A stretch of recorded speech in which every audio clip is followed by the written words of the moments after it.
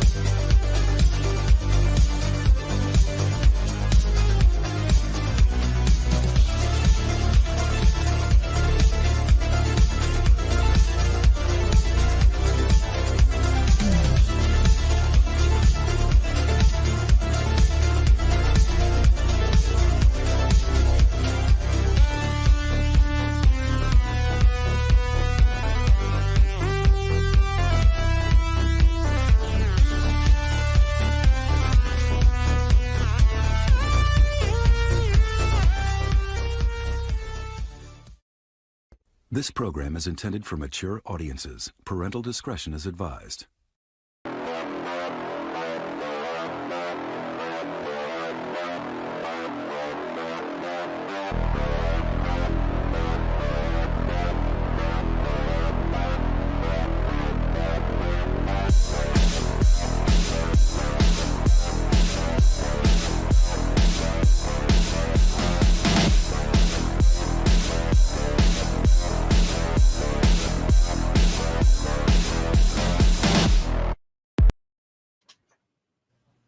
And we are live. Welcome back to the Pop Culture Podcast. Our guest this week is the amazing and talented Christina Stockberger. Christina, thanks for coming on. Thank you. And joining us this week is Molly. That's not Tom. That's Molly. Nope. You changed up the intro music again. That's a great female impersonation. Yeah, I did a little bit. And you didn't dance this week to it, so I was a little disappointed. Did you? I was dancing. I was busy doing other stuff, I guess. I was trying to turn on this light so that it wasn't blinding, and then I came back and I was dancing. Thank you. Nobody dances like TC DeWitt, though. I've got to have him back on just so I can see him dance. Anyway, Christina is a makeup artist, special effects makeup artist, hairstylist, pretty much a jack of all trades. Christina, how long have you been in the film industry? I know you do film and music videos and all that other stuff. How long have you been doing this? Well, in the actual industry, I'm probably about 15 years in, kind of like many people's relationships, makeup, breakup kind of thing, because I was a single parent. So single parenting through these 15 years of trying to get into the film industry. My kids was a little bit younger, and, there were times I didn't have babysitters, so I had to turn down film jobs and things like that. But I've been doing hair and makeup since I was 16 years old, licensed. Okay, so 4 years for that? I love you.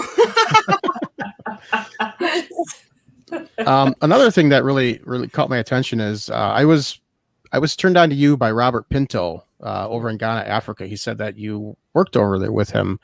How did that all come about? How did you get involved with the Ghana filmmaking? Well, truthfully, there's more to me than just being a hair and makeup artist. So there's an activist side to me. And one of my beliefs is that there's no such thing as third world countries. So if I drop ink in the left side of a fish tank, the whole thing's going to turn. And as a hair and makeup artist, I had started hosting a radio show online called One Positive Way Radio. And I had to show our community on our history and heritage. And I was trying to bridge the gap between Africa and America.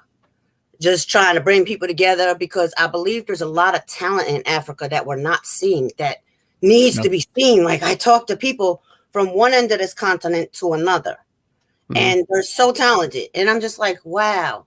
Not to say that we don't have a lot of undiscovered hidden talent here in America as well, but we have more opportunities to get those talents in front of a camera than they do. Yeah. So definitely. During that radio show, I happened to start linking with people that happen to be in the film industry. And so I started making plans that, okay, what I want to do is try to build their film industry, because what I do for Halloween here would take their film level of filmmaking to a so much higher level. And that's our Halloween makeup here. You know, I can teach them things with the products that they can have access to, because they do have a limited access to getting products. And I don't really understand it, other than that maybe some of the things like they have high alcohol contents, they're flammable. So they can't be flown. They have to be shipped, which means that by sea, we're talking, you know, like what, a month to get their supplies. But it could work. I mean, you just have to order a month in advance of what you think you're going to have for the future. You know, like they had to stock up. But then you got the issue of storage. You can only store but so much in heat that Africa gives. Yep. Yeah, that's what Robert was saying about the makeup gum, that it in the heat, it just broke down. And yeah, I'm not sure what Robert works with, because Robert seems to be a little secretive sometimes. Yeah, you know, I've taken him under my wing since I met him, because when I look at his makeups, I could see his talent, and I could see where if he actually has some of the products that we work with here, or even that people are getting access to the products there. I don't know where they're getting them from. I found out there was a girl in Nigeria that was able to distribute, but because they have such a hard time getting it, those products are expensive. And if we think they're already expensive here in America, they're jacking the prices up triple time for over there. So it becomes unaffordable, even if there is a supply that's there. You know, like people can afford it. I'm sure their films have not the same budgets as some of ours too. Oh, I was so in shock one day. I saw an ad for a makeup artist for like $2 a day. And I said, $2 a day? Like, you can't give me that a minute. I'm just, you know, like I couldn't understand it, because how do you cover the cost of your makeup? Right. Which is a part of the problem that I keep hitting a brick wall with, because I went out there, I literally, see why I say I love you? For my 50th birthday, I decided I was going to go to Africa, and it was going to be my big celebration. Instead of throwing myself a 50th birthday, I would take a trip to Africa and try to meet with all these filmmakers that I've been talking to, put my money into something that potentially could grow into something that could help other people. So that's what I did. And I literally went to Africa with $100 in my pocket. That was all the extra money that I had left over. By the time you pay for their overly priced airfare, it's expensive.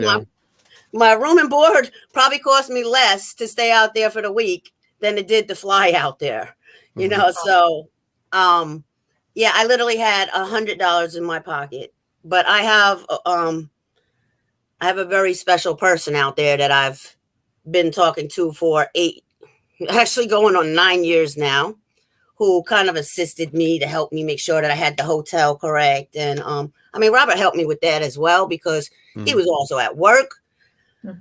I mean, like, you guys, I mean, I don't want to get drawn on into talking, because I can definitely talk, and I know you guys probably have more questions. That's what we're here to do. That's what we're here to do. We're here to talk. So much going on. Like, there's so many aspects and so many ways that Robert is watching. Hi, Robert. Is he? Hi, boo. But yeah, there's so many angles and takes to so many different things, because as always, an onion has many layers, and there's many, many layers to this, you know? And I'm having a problem figuring out where to start, because I found, I believe it was either Meron or Krylon, that I found a kit that was, I think it was $250, and they couldn't afford that. Now, here in America, if I tried to tell someone that that was their kit, they'd be like, oh, hell no, I didn't just spend all this money to come up in here and get a kit that looked like this. Because our kits cost over $1,000. Sure. So when I found this kit for $250 that I could go all the way up to teaching prosthetics with, now mind you, I'm sure the prosthetics are crappy prosthetic. I'm sure it's not top of the line, but the fact that they're not even working with prosthetics out there, just to learn the application technique and how to hide the edges, because that is one of the most important things on special effects. Your wound can look like crap because nobody ever knows how you're going to get cut and torn. But if them edges show and you got that cut and torn spot looking, as crappy as the cut and torn might look, that might actually be working for you. But if them edges show exactly where you put it on at, or there's no realism to it, it's like that ruins the whole illusion. It does. Yeah. And see, so for Africa, what they, I think, are not realizing is that all their films look the same, or if they get into witches and stuff, they're not using prosthetics, so they can only paint somebody. And so their images are not coming across where people are like, oh, I want to watch it just for the effects. Like me personally, I'm a filmmaker. I do hair and makeup for film, but I hardly ever watch movies. I'm a makeup artist. I did this for you guys because I don't wear makeup. Like I wore it when I was younger, and I'll wear it sometimes. I stopped wearing makeup when I was younger because people would be like, if I didn't wear it, oh, you don't feel well today? Oh, something. And I'm like, I'm cute. What are you talking about? I don't feel good just because I put no makeup on. I don't wear makeup ever. Natural, because natural is beautiful. And so you don't need it. You don't need it. You're natural beauty. You don't need it. Jumping back to what I was saying before I got sidetracked, which I do. I have so much that runs through my head. My mind is just like always going with something. I think another part of the problem over there not only is not being able to afford the makeups, but you can't try to target movie theatering either. From what I understand, I don't quote me because I'm not from there, but there's like 5 movie theaters in Ghana.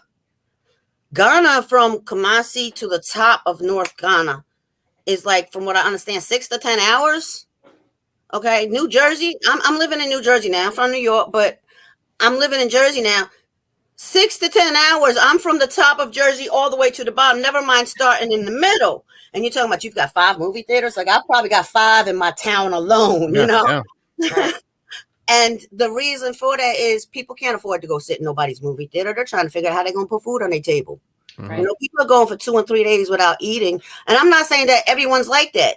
That's a misconception as well that I try to steer away from with the program I was hosting, is that people are not living in huts walking around with no shoes on their feet.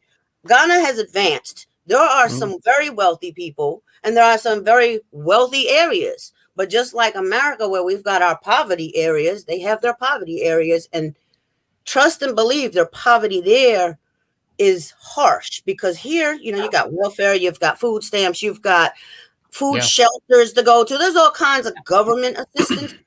Not to say that people don't still struggle, but Africa doesn't have that kind of setup. So it becomes even harder for them. I'm going to let you guys start talking again, because I know I lost the point that I was making earlier. I don't remember what it was. No, that's okay. We're going to touch on all kinds of things today. When I became friends with a lot of Ghanaian filmmakers, and I know Accra's that's the capital of Ghana, Accra. Yeah, I know that's a pretty affluent area of Ghana, but I've seen pictures of the poor parts too, and it's heartbreaking. I know that I saw a post from you that you wanted to you wanted to build schools in Ghana. You wanted to work with kids in Ghana. Is that true? Did I read that right? Yes. What it is I've been talking to makeup schools like GH Media, I believe is the name of one of the schools. They're supposed to be one of the top schools out there. Xylophone. I've talked to some music producers, Sky. I've been trying to make connections with people like, hey, let's put this idea together and teach artists. Because the one thing, I know a lot of filmmakers over there. I could come over there and work on their film and everyone's going to be like, oh my God, did you see those effects? Did you see this? Did you see that? But when I leave, they're still in the same place they were before I came there. It's not about my shine. What it is I want to teach to fish because I don't want to just give out fish. I don't want to come there and their film gets blown up for a minute and then they're still not where they need to be. So I want to teach their artists so that they can do it. And then maybe what we can do is increase the production value, because this is something that I was saying before about not working with prosthetics. When you're doing even a story like Malcolm X, we got to make Denzel look like Malcolm X. You can't have him looking like himself. So they've got to learn to take their characters away from looking like they're everyday people. If this person looks like this in this film and then looks like that again in that film and then looks like that again in that film, no matter what the storyline is, I can't sell a sick and dying person in the hospital if they look healthy. You're going to understand the storyline's trying to tell you that, but visually your eyes are going to be looking at the film and saying, he looked happy and healthy. He looked better than he looked in the beginning of the film. He had a really good makeup artist this day. Or they're waking up in the middle of the night with a full face of makeup on. Who jumps out of their bed because they heard gunshots in the middle of the night and their lipstick is perfect? It ain't even smudge on the pillowcase. There's certain little things that you got to do in films that tell the story through makeup. Your job as a makeup artist is to tell the same story the director's telling. You have to get on his vision. It's not your vision of what you think that zombie looks like. It's not your vision of how you think it should be portrayed. Your vision is to understand what your director's vision is. And when you understand what your director's vision is, you have to tell that story through makeup. So even if you wanted to get into a comedy like Tyler Perry does, you got to know how to work with some pieces and change the image of people. I mean, look at Medea. If you can't work with these things, how do you change people's characters? Medea, we all know who Medea is, right? You guys do know who Medea, oh yeah. Right? Okay, I just gotta make sure I ain't gotta start cooking no grits, because y'all get me upset. But anyway, I had a supervisor once that introduced herself as Medea. I was like, oh man, I'm in trouble. Yeah, he needs to trademark hello, because I'm like all the time. So many times I'll even answer my phone. I'll be like, hello, hello, how you doing? But yeah, so. When it comes down to the prosthetics and things like that, if they learn how to do that, because I think another difference is what I think I've learned over the years of meeting a lot of people in Africa. A friend of mine had a picture of I think it might have been the picture that I sent to you where there's a two-face, that's actually me. One side's painted like one side and one side's painted like something else. A friend of mine had posted that on their page and they were contacting him, telling him, take that down, take that voodoo down, take that witch stuff down. So there's a big voodoo and witch stuff that goes on over there also that puts a fear in people not to want to see stuff like that. Because, you give energy and life to things by what you put out there, and films tell a story. So therefore, there probably fear also, not just economy wise, people not being able to afford films, but a fear also that maybe it'll bring bad things or whatever. But that's another thing that you'd have to address in your thought process, because what you think about is what you attract. So therefore, if you think it's going to attract that, then it's going to. But you could think like, oh, I'm going to get into a bigger, wider film zone so that my films can start being seen across the world. Because the one thing that I can say is you can only sell to your own tribe but so many times before they bought what you're offering. You've got to be able to step outside, and you got to be able to start addressing the entire world in order to become one as a world, and so I think that by them getting trained, being able to actually teach their artists some things about special effects, makeup, and set conduct, there's certain things that will make your films go smooth. And I've talked to a couple filmmakers that I know here in America that have filmed in Africa. And they say it's very, very hard because they don't know as much as we know in the film industry, and that they're kind of behind on the times. So in order to understand that there's certain set etiquette so that within one day shoot, you can get all the scenes that you thought you were going to shoot for that day shot. Because, we have to shelf a lot of stuff. A lot of stuff we wind up either not filming or it gets filmed and then we take it out. But that process comes from knowing your departments. Everybody, as you called me, a jack of all trades. I am in a sense a jack of all trades, and yet I'm not, because the only thing I know about life is hair and makeup. I'm telling you, I didn't even know what the word mortgage meant about maybe 15 years ago when I started studying real estate. I'm a hairdresser. Hairdressers never had health plans. We've never had insurance. We don't have any of that kind of 401ks. We didn't hear anything. That's why we're considered dizzy high school dropouts, that's the reputation of beauty school dropout. Wasn't that what they said in Greece? Showing my age once again, but Molly should know that. Yeah. Of course I know Greece. But yeah. So, excuse me. So yeah, I lost my train of thought again. So I'll let you guys pick back up.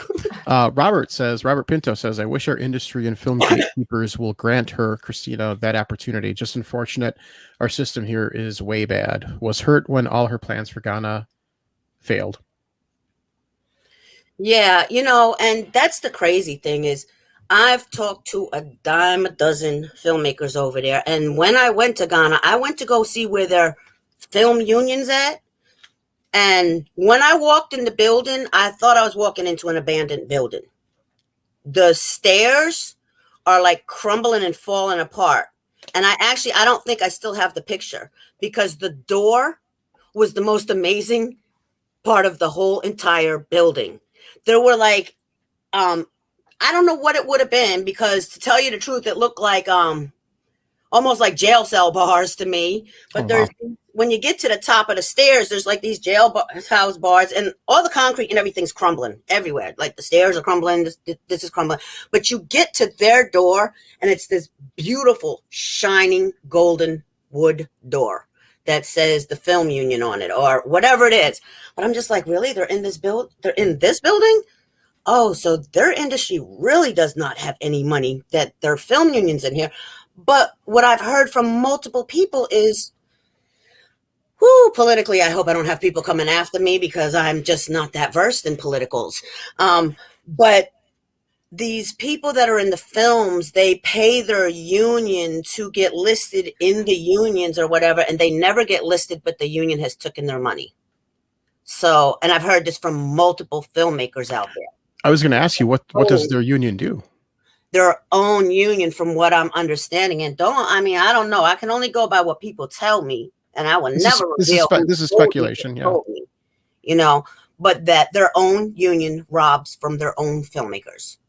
So if you're not about building your own industry and you rob from it, you're a crab in a barrel pulling your own people down.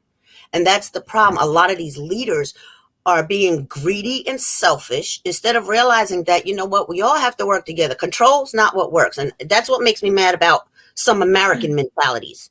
We're not here to control others.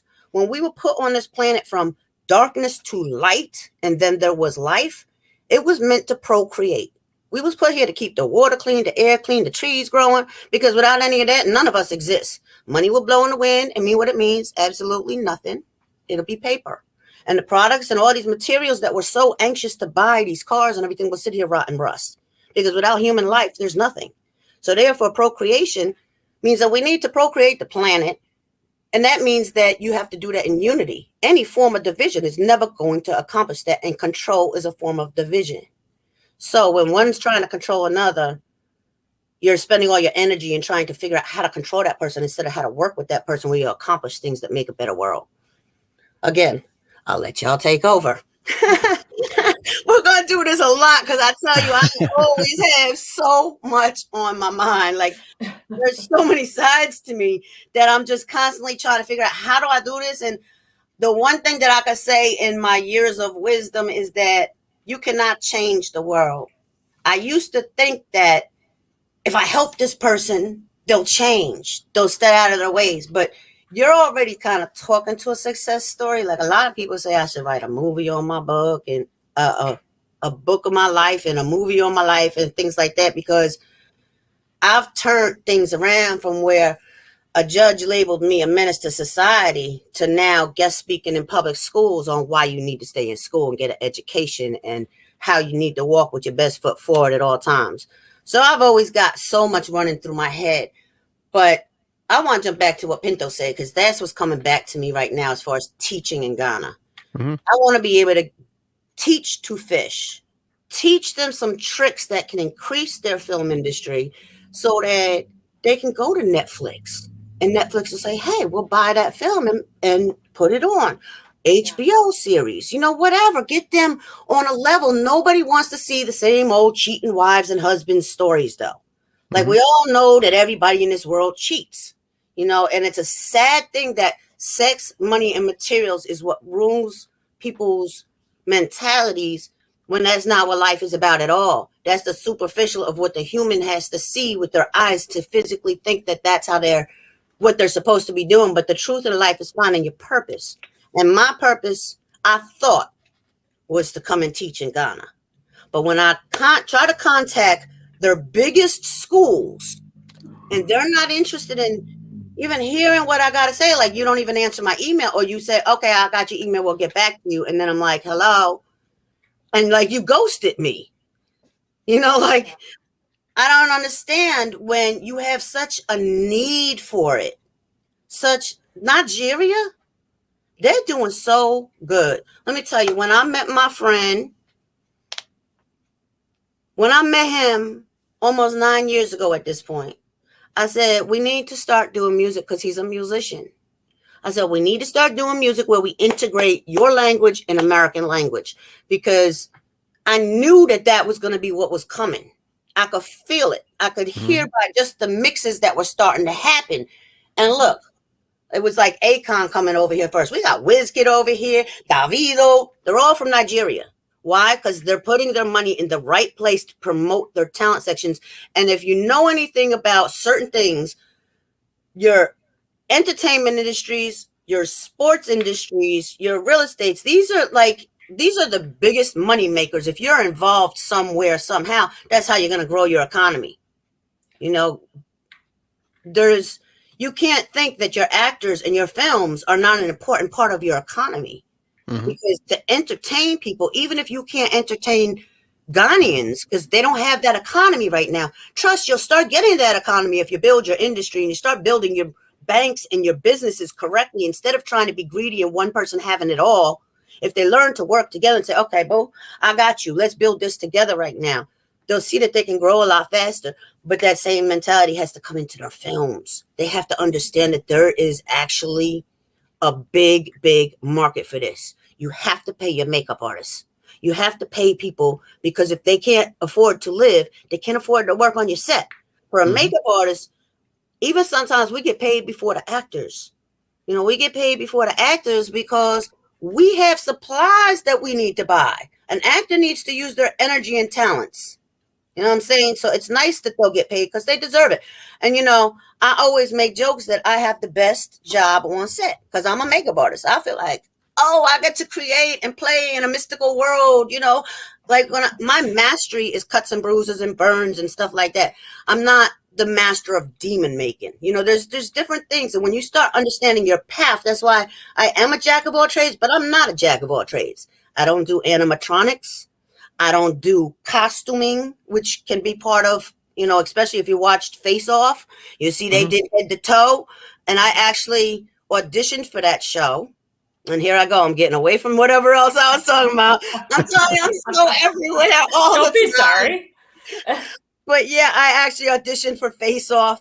And my first audition, they were like, oh, we love you. We love you. We really want you on the show. But when it came to the interview part, I was like, I believe in peace and humbleness and, unity. We got to work together. And, TV likes a little bit of drama. Oh, yeah. So I don't think I made it because I was too loving and I showed my heart. So you've got to have at least one like loving person in there to offset the drama. I mean, come on. Let me tell you, they used my audition piece, my makeup piece for their commercials to advertise their show. It was in their commercial. I felt so honored because I was like, only a handful. They used it because it's now their property. It was their recording. Yep. It was them. I went to theirs. It's theirs. They could do what they want. I signed a contract that says it's yours. Yep. So when they used out of everything, they picked yours. Yeah, when they used it to advertise their show, I was like, oh my God, that is the biggest compliment. You didn't put me on the show. But then they contacted me. They contacted me and said, we want you on our show. That's awesome. Your makeup is really, really good. Come audition again. Now, mind you, when the auditions came up, you have to do it when the auditions are coming. I didn't have any money at that point. And to build these pieces, you're going to spend a good $600 to $800 by the time life cast, because they want either foam latex or silicone pieces. Well, those are two of the more expensive sides of doing effects. So I made a gelatin piece, which is the poor man's prosthetic. It's gelatin. It melts down easy. You probably could never use it in Africa unless you wanted something that looked wet and oozing, because what happens to Jell-O in the heat? It melts. That's how you make it in the first place. So gelatin's one of those products that you wouldn't probably be able to work with in Africa unless you found a different way to use it than we use it here in America. Yeah. But yeah, so I did my second audition, which is actually on YouTube. I had a friend of mine from Lions World Media, Jay. He made the audition piece for me.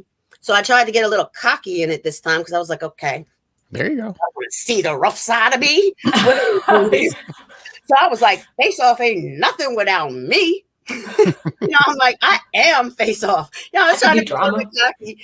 And it's so funny because I still didn't get on the show, but some of the words that I used to describe myself, they used to describe their contestant.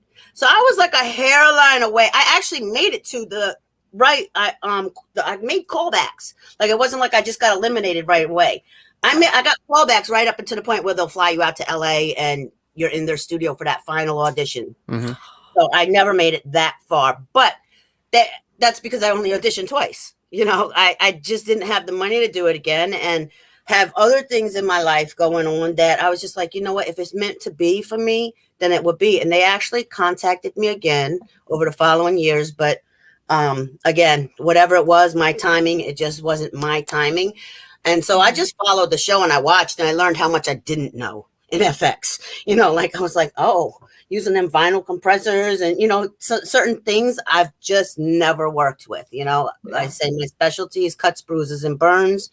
Prosthetics. I was an instructor for like 6 years. I taught at one of the top schools in New York. I don't know if you guys ever heard of Empire Beauty Schools, but I taught for Empire Beauty Schools. 22 West 34th Street was the location I taught at. It was the only one. They owned 96 schools. It was the only school that taught special effects makeup. And I was pretty much their star teacher, I'm going to say. Not to say that I was the best or the most known in the industry or anything like that, but I was the only teacher in that school that could teach every single course they taught. So I started out as a special effects instructor. My main course was teaching life casting and prosthetics. That's why I say I can teach Africa things. That was my course. I taught them how to sculpt, how to life cast, all that. And I'm not saying that they even need the life cast, because the way that I was doing some of the stuff, I was using soda bottles to make prosthetics. I was like, I wonder if these two products could work together and see if it'll work, because that's a more affordable way than having to buy third degree. Because see, when I said that I found them a kit for $250, for $200 alone, you can spend on just third degree and some alcohol activated makeup. So that's $200 right there. So when I say that I found a kit that I could teach you a whole lot that could take you all the way up to prosthetics for $250, that was a big deal. Like, that was a discount. And they looked at me like I was trying to jerk them. Like I was trying to get money from them for $250.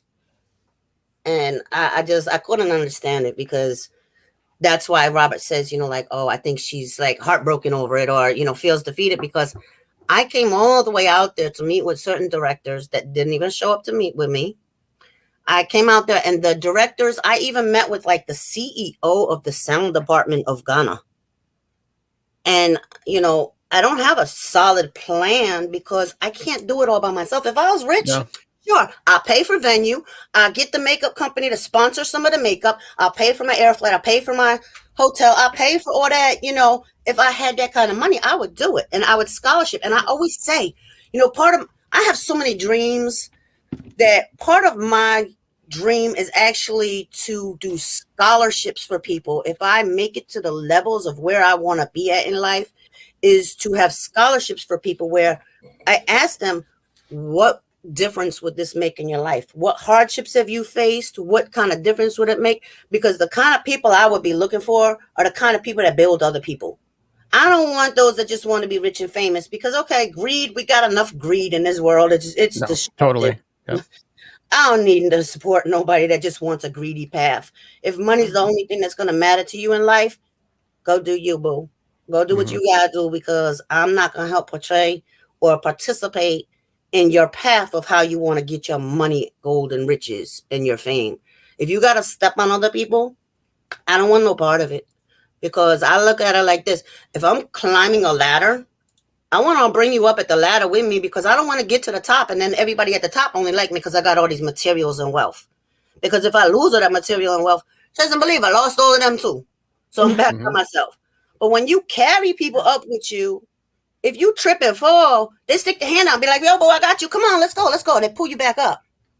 But when you've been jerked everybody and you stepped on them and stabbed them in the back on your way up, on your way down that ladder, they're going to be like, oh, whoa. Step on your head. Exactly. They're like, step on your head and help you on the way down. They're going to be like, yeah, get that one down so I can try to get up and get her spot. Instead, that's why I'm really about teaching unity. I got life skills. I want to teach vision boarding as well. I'm a strong believer in what you think about, what you talk about is seeds, and you plant it, and you don't get that tree tomorrow. You got to nourish it. So if you keep thinking about it, you're nourishing it, and it's going to come to fruition, whether it's good or bad or, whatever. It's not to say that you can always just sit there and keep believing that something's not. I mean, like, I don't care how much I believe I can flap my arms. I'm not going to fly. You have to keep within a reality of things. You have to be aware of certain things. Yeah. But yeah, so teaching over there, I just wish that they would understand the value of their film industry and their music industry. Because when I did that go ahead. Oh, no, go ahead. Because when I said 9 years ago, I told my friend, let's do some music that's integrated. Let's take some of your native language and mix it with, American music beats and stuff like that, and see if I can help promote it on the radio show that I was hosting. Certain things just didn't manifest and didn't happen. So I didn't get upset. I just said, okay, that must not be the right path. Let's keep trying. Let's keep trying this path. Let's keep trying that path until we figure this path out. Because now it's mainstream here. 9 years ago, we was not listening to Davido and WizKid and Akon and all these other artists coming over here. And the music's amazing. And I can't tell you how much talent I've met over there. It's funny because I was watching Steve Harvey. I love to watch Steve Harvey on the Family Feud. Like, that is the funniest that I've ever seen that man. I mean, not to say that I haven't seen all the funny stuff he does, because he's just funny. Right. But Steve Harvey was doing a show, and how did it come about? Oh, that's right. What the South Africans like to eat most was the question. And so it was about chicken feet. And Steve Harvey could not believe that anybody eats chicken feet. So he was like, chicken feet, it ain't up there. Number one answer. So funny thing, number one answer. So I would not have thought I would not have thought that. Yeah, well, I'm not gonna get into that side of my life of historically why there's certain things that are ate and things like that, because I'm gonna try to keep it film based instead of activism based. Okay. But there's so much to me. I told you, there's a lot of stuff. God's work is for me lovely, the Almighty, all of all. That's a whole nother side as well. But anyway, so the point that I was making is that as he went down this line of people from Ghana, I believe they was all from Ghana, and maybe the other ones, because I've watched a couple episodes now where they must have been over in Africa, and they were doing shows from Africa. But it was fun because everybody was an actor, a musician, a filmmaker. Everybody. like there's other careers that we need to have as well than entertainment. You know, we need anthropologists and archaeologists and other people with our people in those fields as well. But what was I saying? You're talking about Family Feud. Right. So the Family Feud. Oh, well, I was just trying to say how there's so much talent over there, but they still need more than just their talent. But they have to realize that that talent is going to take their industry a lot. It'll take them far, economy wise. Yeah, for sure. Films are like sports. They make money. You Mhm. just got to get on that path. You know, we're all struggling artists until we get that break. That's the one thing. If you're in this industry because you think you're going to become rich and famous, you better kill that noise because that it ain't going to happen like that. It's really not. You are in it because you have a passion, a desire. Like I eat, breathe, and drink hair and makeup. I don't watch movies because I don't got time because I'm steadily on YouTube watching everybody else's makeup techniques, whether it be for eyebrows, lips, whether it be for a special effect, whether it be for a zombie. I'm studying all these things. And then I'm like, okay, well, I need to know when I start making all this money where I'm going to put this money. So I'm studying investing as well, you know, and I want to own real estate because one of the things I want to do is be able to bring people from other countries and have like a how you call that? Exchange student. Mhm. I want to bring like exchange students over and have my own place where they can come so that I can build those opportunities because I don't believe in third world. I believe this whole planet needs to learn to work together. That was one of my questions. Like, if you could bring someone like Robert or one of the special effect makeup artists from Ghana over here, you know, just show them, you know, like a set here and the, you know, everything here. And I feel like they have to be so inventive and innovative over there to get even close to, you know, the effects. Well, I see, think given the tools and the teaching and yeah, and their effects are different in a sense than our effects. yeah. We tell stories here of demons, possession, I mean, zombies, you name it. There's a story for it that we've made here in America with some amazing effects to the films. I just think it would give a whole different point of view and just change the perspective and maybe just give a huge leg up on, I don't know. Yeah, so you said something, this is where I hate when I lose concentration. You said something about being able to bring somebody over here. And that's kind of what's been sticking in my head, even though something else you just said triggered something. So I'm going to jump over bringing someone else over here. I'd love to bring Robert over here. That would be one of my things. But even bringing him over here, and now he has a big heart and he constantly always supports everybody, which is why I've actually kept a friendship with him. Yeah. Because I see he's got a musician. Let me see. I wrote her because I know she's Oliki D, but I have her full name, Olivia Akabeya Oliki D. So, and I know I probably just jacked her name up, but I know who you're talking about, and I know Robert has been so supportive of her through the years. You know, ever since I've been friends with Robert, I've been maybe 5 years with Robert, and he's just really been supportive of her. Yes, and he's got a couple artists, but you'll always see that he has no problem to promote somebody else. That's my kind of people. None. Yep. That's my kind of people. People that are in unity, want to stick together and promote each other and build each other because nothing can get done alone. Nothing. I don't care anyone that says I did this by myself. No, you didn't, because you couldn't see without the electricity company. So therefore, you didn't do this alone. You needed an electricity company. Did you just like wave your fingers and poof, something appeared? Because if not, you needed whatever company gave you whatever it is that you're doing to do it with. So nothing's ever done by yourself. And when people start to learn that we got to work together, that we got to learn how to build each other instead of looking at each other's faults, start seeing what each other's strengths are and start lifting each other through that. So again, coming back to bringing Robert here, I would love to bring Robert here. I think it would be an amazing opportunity. However, this COVID stuff, I haven't even been working. So he'd be sitting in my house on quarantine with me. Yeah. I just You know, meant in a perfect situation, a perfect world, not necessarily in obviously times right now are yeah, but I that still changes think things. as much as he shares with everyone, he could always come back and teach because he does want to teach as well. He could always come back and teach. But to take him under my wing, if I was to actually go to Africa and I teach and he's my assistant, not only does he learn my techniques and how to work with some other products and how to blend those edges even better. I mean, his stuff already looks so amazing, but It to learn how does. to get those edges down and learn how to make a realism kick to things, he'd be even better and he'd be able to teach a whole lot. So when I do come back home to America, he's left there to be able to continue teaching on that skill level, but he'd also have other people's he could now take under his wing as assistants because it wasn't just him by himself. So now he could take a group of people and say, okay, you guys are my assistants so that I could teach these in the classes because it's going to be so new to everybody.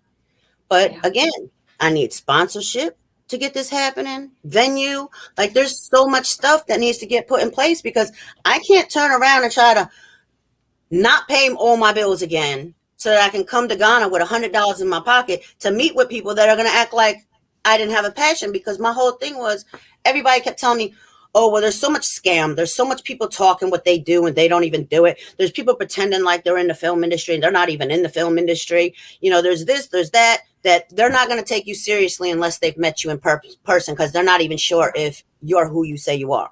Like I could have a fake picture up and what I look like on my profile is not what I look like. Hi, it's me. This is the real me. I only have one profile. So, well, actually I have two because somebody named Ike Boat, which I'm a little upset over what he did, but because I don't know what goes on with things. I don't badmouth things and I don't put bad things out there because like I said, my focus is on the positive, finding the strengths, not the weaknesses.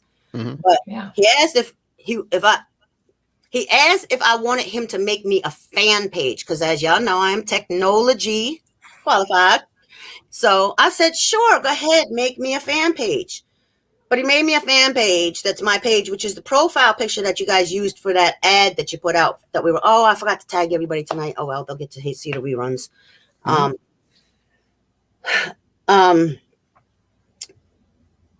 God, what was I saying? Because now reruns are stuck in my head. Your friend made a fan page. Oh, he made a fan page for me that I have no access to. So while everything that I post on my real page will go to that page, so it looks like that page gets constantly updated, I don't update that page. I don't have access to even close that page. Oh, it's like just he hijacked you. Yeah, it's like it's the easiest thing in the world to make somebody an admin. Yeah, and I don't know why he didn't, and I told him that he didn't, and it's not like he's tried to jerk me at all either. Yeah. Like I don't see any scams coming. He promotes a lot of people. He does a lot of promotions, but at the same time, I don't understand why you didn't give me access to my page. And then, I just stop. There's just times when I got too much going on. My hand is in so many projects. I got so many businesses I'm trying to get off the ground, from a party business to, I do glitter tattoos and airbrush tattoos for like really? film. Awesome. Yeah, that's what I'm trying to get off the ground. I'd like to, do parties where I charge by the quarter sleeve, full sleeve, half sleeve, just a simple tattoo. It lasts for like a week. Again, COVID. I can't try to get businesses off the ground because even if you're having a party, I don't know that I want to be in a closed space with a bunch of people. I don't know. No, for sure not. Yeah, not in these times. So everything's on hold, and I'm trying to figure out everything I can do from home right now. Yeah. And I'm just playing, and I got, like I have, even with my party business, I'm very creative. I have a lot of arts and crafts things. So I want to be able to give the birthday child a free gift. So I make like zipper pulls with Disney characters that I take and make out of bottle caps and stuff and put stuff in resin fillet and, different things to just make like zipper pulls and bag tags and little creative things that I do and stuff that keeps me a little bit occupied right now while I'm home. So everyone else is talking about they're bored at home, they're bored. And I'm like, girl, I ain't got no time. I'm still like, oh, thank God that I don't have to get up and go to work because I've got time to do something now and I still don't got no time. See, and I'm still going to work every day. I just can't get out and do anything else. It's just work and home. And so, I'm using the time to learn about Robin Hood and acorns and how to read the red and green candles and, I'm learning a lot. I'm taking my time out. I don't just sit around watching TV. I don't watch movies. Like I said, that's homework for me. When someone's like, "Hey, did you see this?" I just watched the Will Smith movie last night. I thought it was really good. Which one? I'm trying. I don't remember. I don't know what the name is, but I can tell you what it was about. What was it about? He's a thief. He's a pickpocket. So he's really good at pickpocketing, and he meets this girl who's not so good at pickpocketing, and he winds up falling in love with this girl, but he teaches her and trains her how to be one of the most. They have the biggest pickpocketing ring ever. And if you really want to know what that movie was, I'll have to look it up on my recently viewed on my files thing. It sounds good. I love Will Smith. I don't think I've ever seen it. I like Will Smith. I hadn't heard of it, but that's not surprising to me because a lot of times, because I don't follow films, I follow makeup, not so much the films. A lot of films will come out and people will be like, "Did you see this?" And I'll be like, "Never even heard of it." But I don't even, let me tell you, I've been paying a cable bill and I didn't even have a cable box in my house for like a couple months. Yeah, because we did something like that with my kids. We were paying for extra cable boxes. My kids they never watch. We don't even watch cable. We watch Netflix and that's it. So. We never even got cable when we bought this house. We've got a internet. We've got a Fire Stick. We just stream everything. Yeah. See, my TV is not a smart TV, so I don't have any of that because I still have an older TV. Let me tell you, back in the day, the only thing I did was listen to music. And my roommate, because I had a roommate in New York, and I used to come out of my bedroom soaked with sweat, and she'd be like, "Girl, what do you do in there? You don't even got a TV in your room, and you're in your room." I listen to music and I dance. It's a stress reliever. I dance. I like to dance. I love dancing. So music was always my vice. You couldn't find me without earplugs in my ears or whatever. But a TV, I didn't even have one. So now in my house, now my son, I don't know how he watched TV or what he does.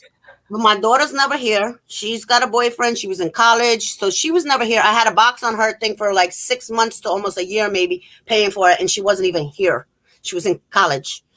And my TV never got turned on. I went and I turned my boxes in and I was going to cancel the whole subscription of everything, only to find out that I'm paying $99 to have the TV, the phone, and the internet. And they were going to charge me $89 because I'm under a contract to have just the internet. So I said, well, that's stupid. I might as well just put a box back in my room so that if I want to watch something, at least I can watch it. Wow. Because they've got me under contract. So I signed some contract and I got $99 to have a triple play.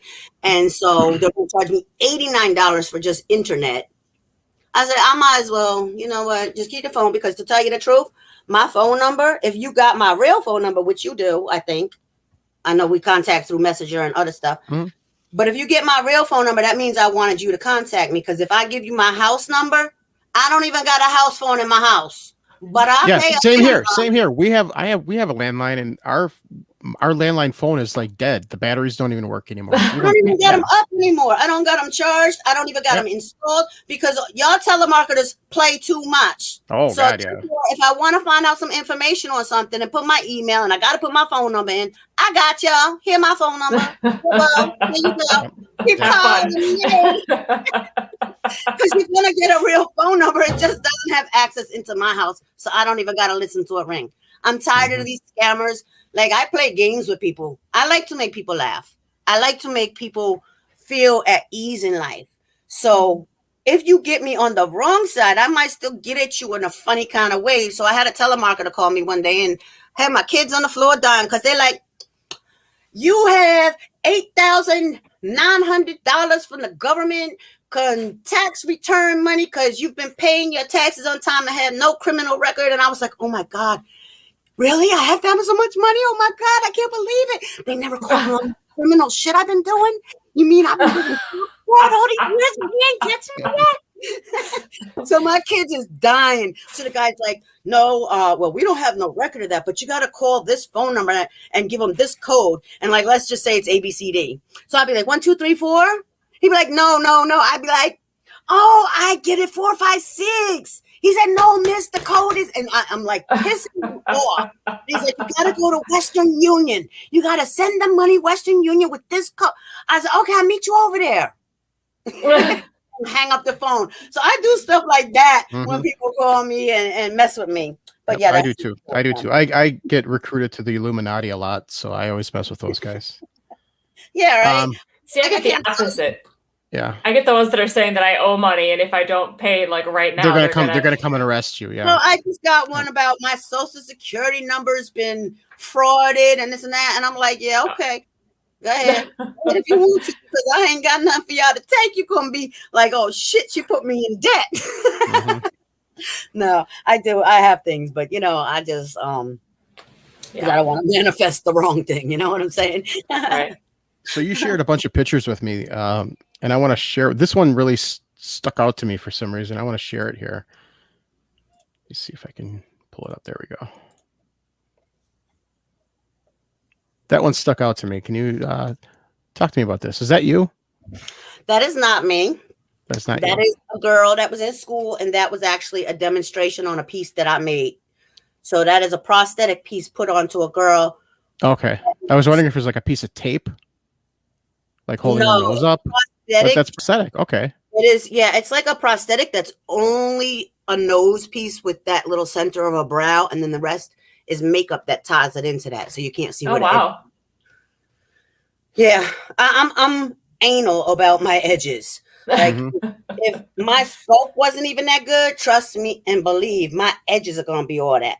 Because the one thing about FX makeup is that the piece itself might not be so great, but if you can get those edges to look nice, you can hide and do other things with the makeup that can enhance the piece. So if you bought a piece that wasn't your sculpted piece and it doesn't have the depth or the whatever, the edging that you like, you can create that yourself. But if those edges are thick, it's a wrap for that piece. Yeah. I don't care how much paste I make to gap fill edges, because there are things that we can use.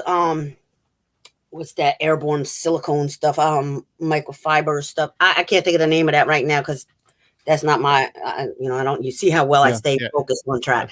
So, but you mix that with some prosade, however people like to say that one, and you make a paste to fill in edges. There's tricks with even orange sponges and red stipple, black stipple sponges to hide edges. Those are things that I could be teaching them as well out there. But yeah. Yeah, I can't see the edges. No. Yeah, thank you. I'm assuming it's up here, but yeah, we can't see the. Are those her freckles or is that prosthetic? No, that's I've added those freckles in as well. There's no piece there. Those look real. Yeah, I'm sorry that some of the pictures I sent you might not have even been some of the better pictures of my work, because I have an iPhone 6. So in this day's world, that's a small phone. And then when it shows you just the little pictures at the top when you want to send multiple, because I didn't want you to see 58 pictures. I'm sure you'd rather have 58 pictures in one email than 58 emails. I tried to put them in, but I wasn't sure if I was checked. Sometimes your cameras read different than the naked eye. So sometimes your picture might not have enhanced the picture or looked good or whatever. So I don't know if you have the better copies of things or not, but there's a little girl in there that was a demon that her makeup was pretty good. That's all just makeup. A lot of people ask me, is there something else on her? It's just makeup. There's no prosthetics on her or nothing. Oh. Just like some of those characters that I did for Dorney Park, because I did the haunted house for Dorney Park for a season. And some of those pictures were from the Dorney Park haunted houses that I did. Some of those people don't have prosthetics on them. People are like, are you kidding me? There's no prosthetic on that. And it's about understanding the highlights of depth and highlighting your makeup so that the camera will read it bouncing. And it'll look 3D, and it'll look like they've actually got a prosthetic piece on, and it's just makeup. Have you ever considered doing a YouTube makeup channel? Those are kind of the whole thing.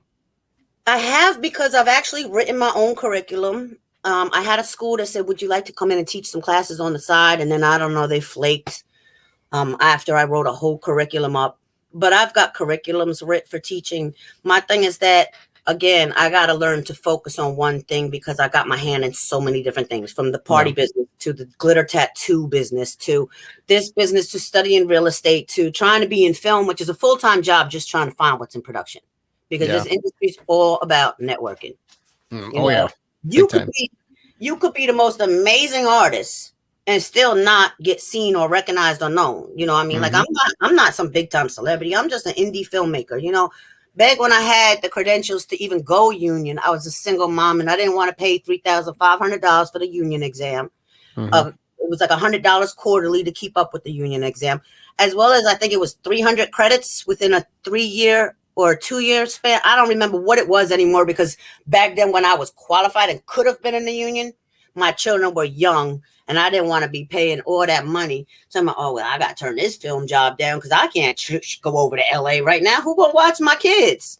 So I didn't pay the union fees. And then just there's been a lot going on. My son's had a motorcycle accident. He's paralyzed from the waist down. And I saw that, but then I saw him playing. Was he playing Beat Saber? no, that is my other son. I have 3 Oh, children. other son. Okay. So I'm I sorry. you know what? Don't be sorry because I'm blessed. I'm not at a tombstone. My son's still alive. I almost lost him. He was in a coma. He's got metal plates from T3 to T10. Vertebrae 7 doesn't even exist. It's a metal cage. He's got 5 metal plates in his face because he removed his upper jaw, not the lower jaw, but his upper jaw off his skull. But yet when you look at my son, he, like that picture where you see a group photo, that's my son in the wheelchair. That's in that picture somewhere. He doesn't look like, there's nobody gawking at him being like, oh my God, what happened to him? He's as handsome as he was before the accident. He just can't walk now. So I look at all those blessings. He had 4 breaks in his neck. He's only paralyzed from the waist down. He could have been a pure vegetable head to toe at 22 years old. Yeah. And I can't see my son wanting to live. There's days where, things get tough now. So just events have been unfolding, throughout the whole time that emotionally sidetrack me. Not even that so much that I physically may even have things to do. It's just you get into a zone like, oh my God, like I gotta be there. And then it's been nonstop with hospitals. But I don't want to get into too much on that because you're probably mad at me if I was even bringing attention to that side of him right now. Because my son's a warrior. Like my son is benching, paralyzed. My son he was an EMT and a fireman. And he always said before his accident, he worked out a lot in the gym was because he didn't want to be in a burning building and find somebody that was too fat for him to lift. So he had to lift weights so that he could lift even the heaviest of people. That was why he worked out the way he did. That's so amazing. now he benches paralyzed. He benches 275 pounds. And he hand pedals a bike that he's done over 100 miles in one day. So trust and believe. There's nothing to feel bad about for my son other than that, he does have emotional things to deal with sometimes, but he's overcoming that because now he put himself back into college for psychology to deal with troubled youth. So on that note, I'm going to leave that subject alone because he's powerhouse. He's just that's awesome. That's inspirational. Yeah. That's a proud mama right there. Yeah. I love my children, all 3 of them. They're amazing. It's funny because I used to have a story about my children that they was like, oh, all your kids want to help people. It must come from you, because you always trying to think about how could you uplift somebody? How could you do this for somebody? It shows in your kids. I said, no, you got the story wrong. I said, because my oldest son is a welder and an MMA fighter. So at that time he was MMA. He doesn't really do it no more because he tore something in his shoulder. So he's got shoulder issues now, but he was MMA. So I said, but we do keep it in the family. I said, because my son kicks their butt. He calls his brother to come pick him up in the ambulance because he was EMT. And my daughter wants to be a doctor. So we'll send her to the hospital she works at so that we keep it all in the family. That's cute. Thanks. All right. Well, I think that's about all we have time for. Christina, thank you for coming on. I really, I enjoyed our chat. I'm going to have to ask you to come on again because I feel like there's so much more to talk to. There's a lot more to talk about. I could definitely talk, and there's so much because I know a slew of people you'd probably love to have interviews with as well. Oh, yeah, absolutely. Like Lamar Maxon. Lamar Maxon, he Nonstop Productions, I believe, is his film company because I always just call him Nonstop. But he has the most amazing story as well because he's the dad of 2 sons and they own this film production company together and they do a lot of good work. They're really, really talented. His sons are extremely talented. I can always forward that. Alric Brown is another one. Alric Brown has got to be one of the most humblest directors I've ever worked with. Like, he'll be in the conversation, how we're over here talking right now, and he'll see someone come in and he's got to reach back just to acknowledge you that you've came in. He doesn't want you to feel like you're ignored because you walked onto set. and Mhm. nobody's recognizing that you've got there, he'll reach back. He does the Peace Corps in Africa. You know, like he's just extremely talented. I think he's done some with Spike Lee. I think he's done some stuff with Spike Lee as well. Oh, But yeah, I have we want to talk to him. yeah, I have so many people that you'd probably I'll send you. I'll hit them up first because For sure. Patrick Yeah. Yep. Patrick Coker, and let me see. I had a whole list of people I was going to mention in here. Oh God, yeah, I haven't talked about so much that I was going to talk about. But Oh, we'll have you back for sure. Yeah. yeah, and I'll hit you up, and I'll hit them up first and see if they'd even want to take the time out for interviews, because not everybody wants to come on interviews. Yep. So I want to respect them as artists in this industry and directors and stuff like that. But these people that I know are definitely extremely talented, and I would love to hear what they talk about on your show.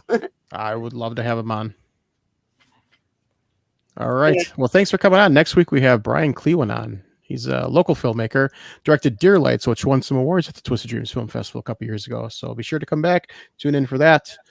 Have a good week.